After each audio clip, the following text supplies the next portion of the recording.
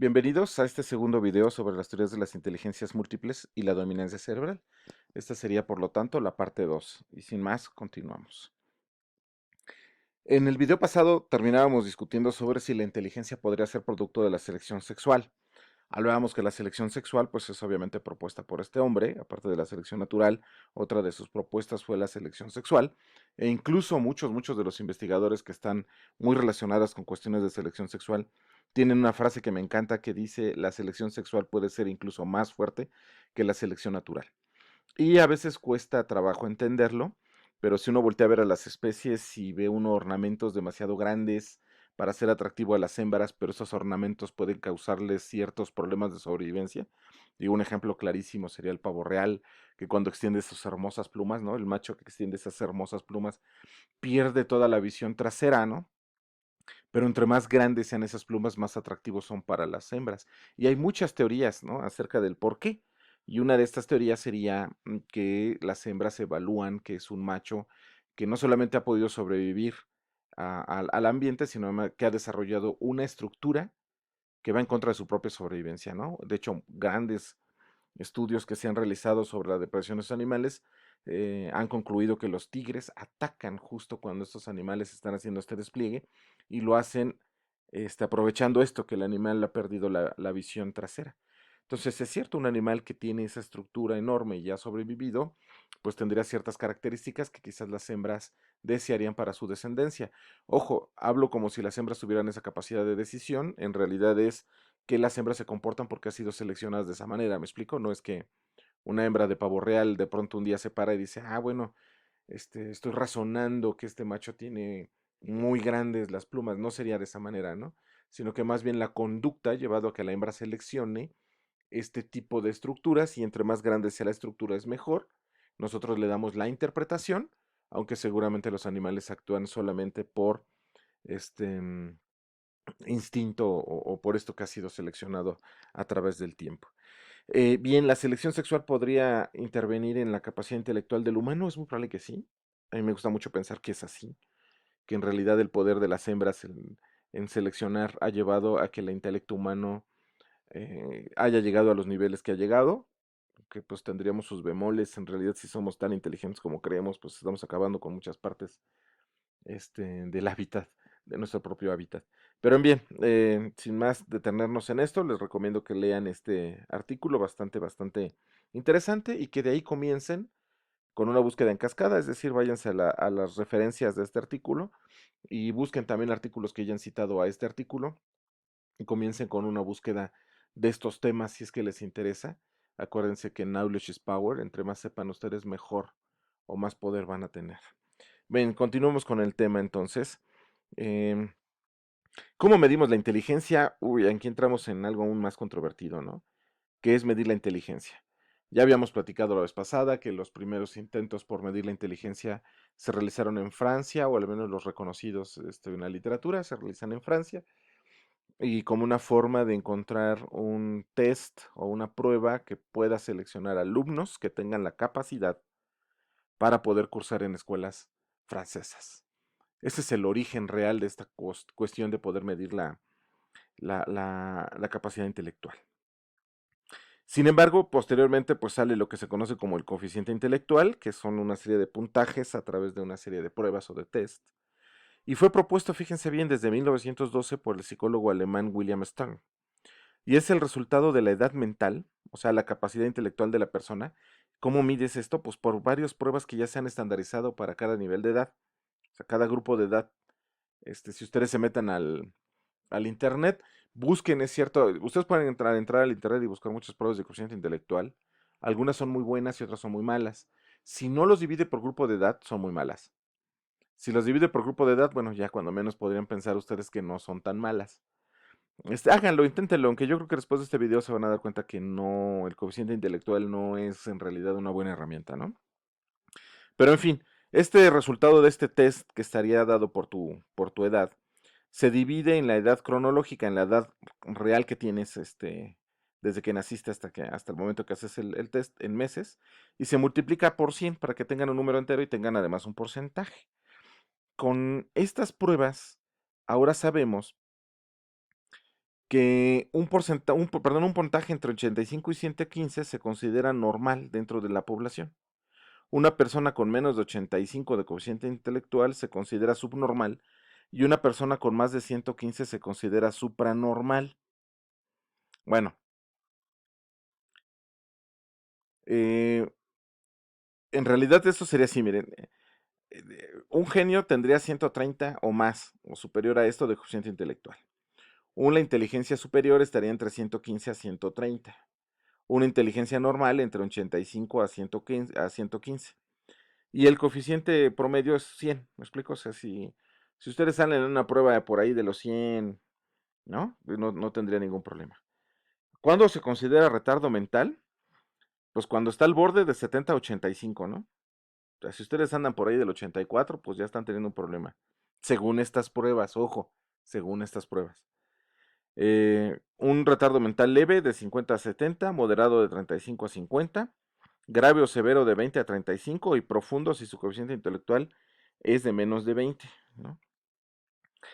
Bueno, yo creo que vamos a abordar más este tema del coeficiente intelectual porque Su encontró algunas cuestiones ahí interesantes y nos parece que nos va a explicar un trabajo bastante interesante.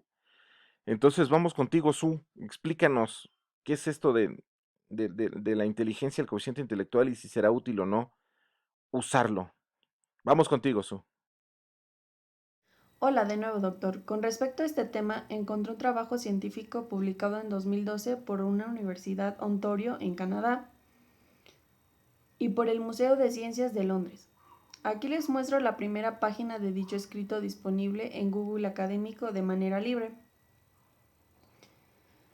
En este estudio los autores sugieren que las pruebas de coeficiente intelectual que se han utilizado durante décadas tienen fallas fundamentales, pues no toman en cuenta la compleja naturaleza del intelecto humano.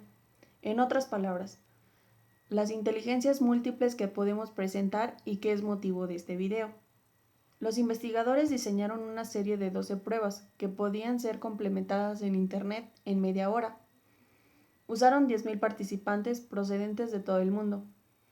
Encontraron que cuando se analiza una amplia variedad de capacidades intelectuales, las variaciones en las respuestas de los participantes a las pruebas usadas pueden explicarse en tres componentes distintos: memoria de corto plazo, razonamiento y habilidad verbal.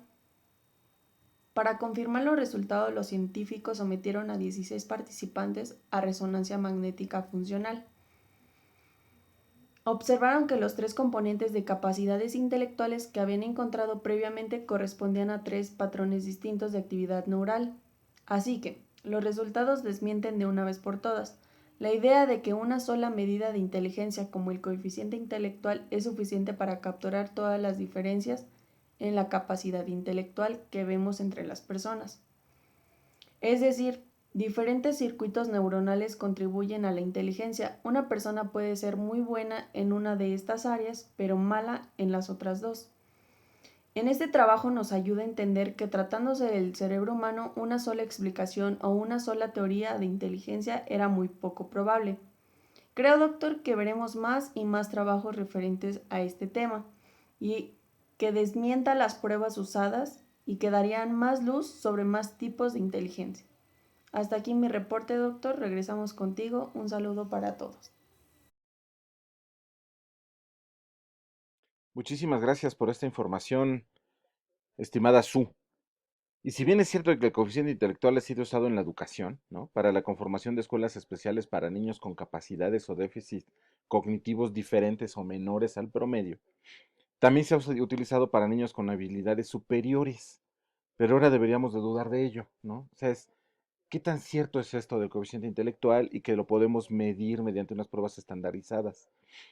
Cada vez hay más evidencia, por supuesto, de índole más científica, de ciencia un poco más dura, como estos trabajos que nos acaba de mencionar Su, que nos hacen pensar que el coeficiente intelectual solo contribuye o las pruebas de coeficiente intelectual solo contribuyen al etiquetado de personas o de individuos y que podría haber más de un tipo de inteligencia o inteligencias múltiples que es parte de lo que vamos a platicar ahorita o en lo que sigue de este video.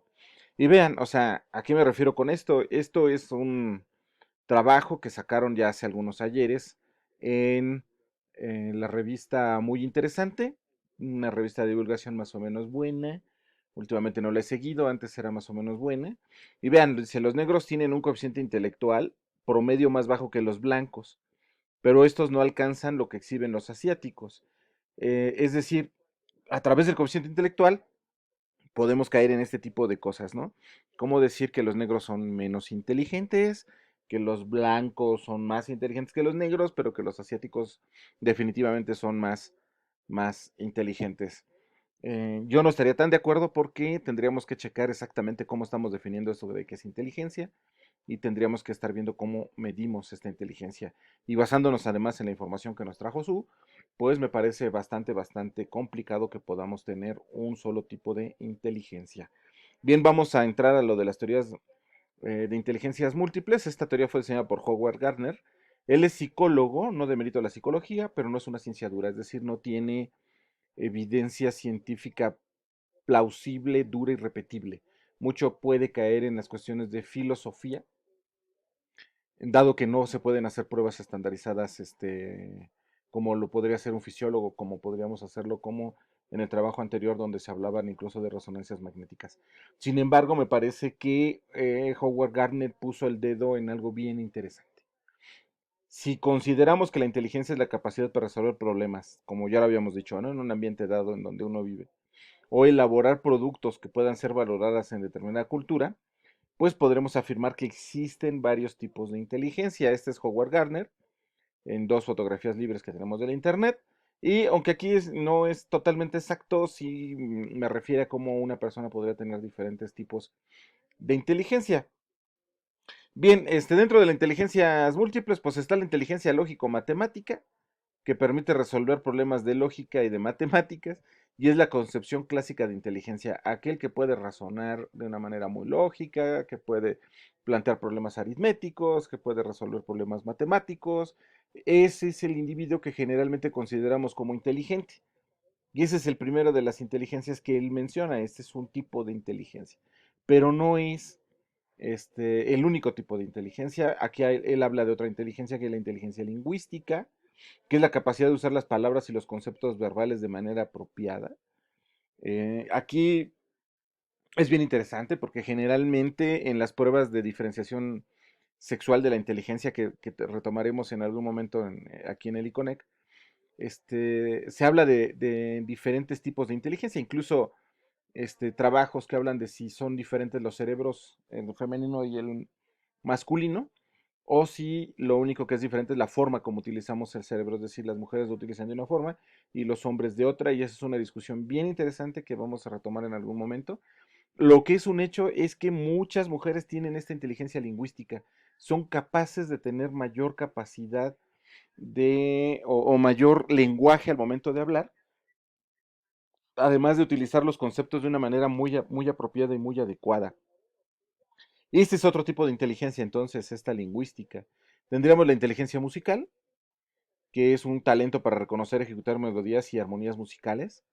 Esto no todo la gente lo tiene. O sea, yo creo que cualquiera puede aprender a tocar, o no sé si cualquiera, pero a lo mejor muchos podríamos aprender a tocar un instrumento musical, pero eso no nos haría intérpretes, nos haría, ¿cómo les explico? Solamente un ejecutante de una melodía. Y puede ser incluso lo suficientemente bueno como para leer la partitura y poder desarrollar práctica en los dedos en una guitarra y ejecutar una melodía. Pero eso no te hace músico, ¿me explico? Lo que te hace músico es esta parte de la inteligencia musical. Esto de sentirle, de moverle, de hacerle, ¿no? Y esto yo creo que es una característica que no cualquiera tiene, ¿no? Yo conozco, tengo un amigo muy querido mío de la preparatoria que en su vida había tocado un instrumento y el día que fue a un ensayo donde yo sí tocaba con un grupo de música, se sentó, afinó un bajo que estaba pando. Para los que sepan de música saben que esto es casi imposible. Era un bajo eléctrico que estaba pandeado. Lo afinó y no solamente lo afinó, tocó las melodías que estábamos nosotros tocando sin haber ensayado antes nunca y sin haber tenido él en sus manos un bajo antes. sea, así de sencillo. Él sigue tocando, yo por supuesto que no, fui muy malo para la música. Él sigue tocando hasta la fecha, ¿no? A mí me encanta ir a ver sus ensayos y me encanta ir a verlo cómo, con su grupo, cómo ejecutan las melodías. Es buenísimo. Ese es el tipo de inteligencia del que estamos hablando. El otro tipo de inteligencia, pues la inteligencia espacial, que es la capacidad de distinguir el espacio, también las formas, sobre todo lo tridimensional, figuras en el espacio, en tres dimensiones. Esto generalmente también hay una diferencia sexual o asociada a los sexos. Generalmente los hombres son mucho mejores en la inteligencia espacial. Además, hay pruebas claras que les digo, retomaremos en algún otro momento, de cómo el ciclo menstrual de las mujeres afecta su capacidad de inteligencia espacial. No es lo mismo una mujer perimenstruando que periovulando al momento de tratar de medir distancias, ¿no? Por eso muchas veces se dice que mujeres al volante, un peligro constante, aunque parezca sexista, no lo es, hay evidencia científica clara de que sí hay diferencias en esa capacidad de inteligencia espacial para machos y para hembras del género humano, que tendríamos, digo, lo vamos a discutir con más calma después, pero tendría que ver con mucha de la capacidad que tenemos en la forma como hemos usado el cerebro en la naturaleza, ¿no? Bien, sin más, esta sería la inteligencia espacial. La otra es la inteligencia intrapersonal, aquí las mujeres nos llevan de calle. Es la capacidad de entendernos a nosotros mismos, nuestras motivaciones, nuestras emociones. Por lo general, lo que consideramos que las mujeres son más emotivas, tienden a manejar mucho mejor esas emociones que nosotros. Aunque pareciera que no, ¿no? Nosotros decimos, ya, es que las mujeres son muy emotivas. En realidad, muchas de esas emociones las mujeres las pueden dominar mucho mejor. Ese nos lleva también al otro tipo de inteligencia, que sería el intrapersonal o social, que es la capacidad de entender a los demás con empatía. Eso también las mujeres nos llevan de calle. Va muy relacionada a las dos. Siempre se ha dicho que las mejores jefes son las mujeres. ¿Por qué? Porque pueden manipularte. Una mujer puede llevarte un diálogo, una discusión, y a la mitad de la discusión modificar lo que te está diciendo dependiendo la reacción que está viendo en tu rostro. ¿Me explico? Esa es una capacidad que las mujeres han desarrollado muy bien. Recuerdo mucho en alguna plática de agresión y violencia que nos decían que los asesinos seriales más peligrosos, más elaborados que habían visto en Estados Unidos, porque nos daba la plática un psiquiatra estadounidense, nos decía que eran las mujeres las que hacían cosas mucho más elaboradas que los hombres. Los hombres éramos como un poco más brutos al momento de hacer de dominar nuestras emociones. Y las mujeres podían asesinar con mucha frialdad. Y mientras estaban apenas desarrollando pruebas para entender qué veneno había utilizado una mujer, ya estaban utilizando otro tipo de veneno. Y siempre dijo algo que a mí me llamó mucho la atención. Dijo, el mejor asesino serial es el que no hemos atrapado. Y es muy probable que sea una mujer, ¿no? A mí me quedó muy marcado eso y tiene que ver con ese tipo de las inteligencias, ¿no? De cómo desarrollas tú tus capacidades intelectuales. La inteligencia corporal sinestésica, que es la capacidad de controlar y coordinar los movimientos del cuerpo y expresar sentimientos por medio de estos movimientos, aunque también esto es mucho para la gente que hace deporte, que tiene esa gran facilidad de poder desarrollar una actividad deportiva, ¿no? Otra vez, vuelvo a lo mismo. Tú puedes desarrollarte, bueno, puedes meterte a un equipo de fútbol, no jugar muy bien, pero adquirir destreza conforme vas entrenando. La musculatura se va acomodando, lo que se le llama memoria muscular se va afinando, de tal manera que tú empiezas a ejecutar movimientos, empiezas a ejecutar jugadas que te van a permitir ser mejor de cuando entraste. Pero te enfrentas a personas que tienen este tipo de inteligencia corporal sinestésica, que tiene que ver con la mente y con el cuerpo, y que son habilidosos. Y que por más que tú quieres emularlos y quieres ser como ellos, no puedes. Son fuera de series, ¿me explico?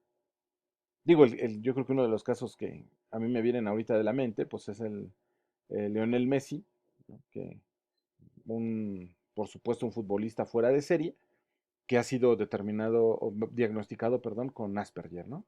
O sea, un tipo que no tiene unas capacidades, sus capacidades intelectuales son diferentes, pero que tiene una inteligencia corporal sinestésica que no es para nada alcanzable, ¿no? Y yo no sé si en algún momento alguien podrá alcanzarlo, ¿no? Hemos tenido futbolistas fuera de serie, pues este hombre es tremendamente fuera de serie. Bueno, hasta aquí llegaríamos con esta parte de los videos de inteligencias múltiples. El siguiente video vamos a revisar algunas características de lo que es la dominancia cerebral ¿Y a qué nos referimos con esta parte de que si es el cerebro izquierdo, el cerebro derecho, o el hemisferio izquierdo, el hemisferio derecho, el que domina en una persona? Si les gustó este video, suscríbanse a nuestro canal, recomiéndenos, activen la campanita para que sepan cuando subimos información. Generalmente es una vez a la semana, a veces a veces hasta 2 veces a la semana subimos videos. Bueno, hasta aquí y nos veríamos hasta la próxima.